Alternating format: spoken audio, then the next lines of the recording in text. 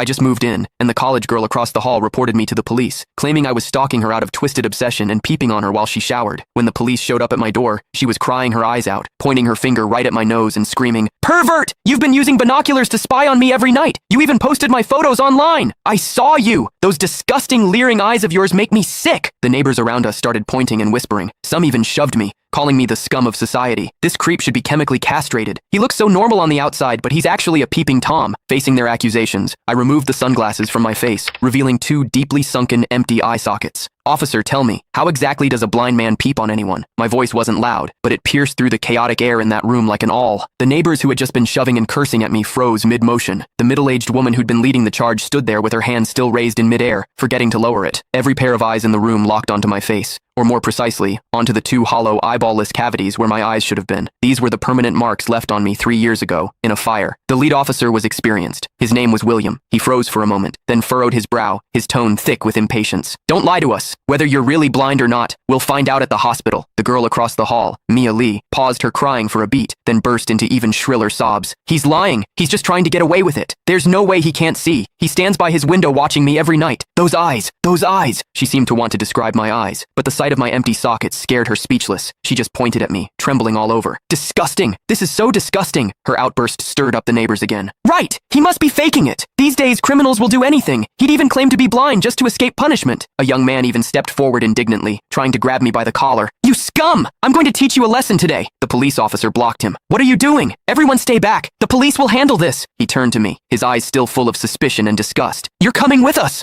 I didn't resist. I calmly held out both hands. Cold metal touched my wrists. Two younger officers flanked me on either side and led me toward the elevator. Behind me, Mia's crying mixed with the neighbors' curses into a chaotic din. "Scum of society! Get out of our community! Hope you rot in prison!" I could see the righteous expressions on their faces. I could also hear the pleasure in their voices as they trampled me into the mud. I stepped into the elevator. The metal doors slowly closed, cutting off the noise from outside. One of the younger officers, probably new to the job, couldn't help but ask me quietly, Are you really blind?" I tugged at the corner of my mouth but didn't answer. The other officer patted his shoulder, signaling him to keep quiet. But I knew that in their minds, the scales had already tipped completely in favor of that tearful young girl. After all, it was a young, pretty, pitiful college student on one side, and on the other, a suspicious man living alone, wearing sunglasses. In their eyes, it was crystal clear who was the victim and who was the perpetrator. What they didn't know was this: sometimes, what the eyes see is the biggest lie of all. And I, a blind man, had seen something that none of them had. For instance, when Mia accused me, her heartbeat was steady, without a single ripple of genuine emotion. The interrogation room at the police station was harshly lit by fluorescent lights, and the air smelled faintly of mildew. I sat on a cold metal chair. Click the link in my bio to get the full story for free.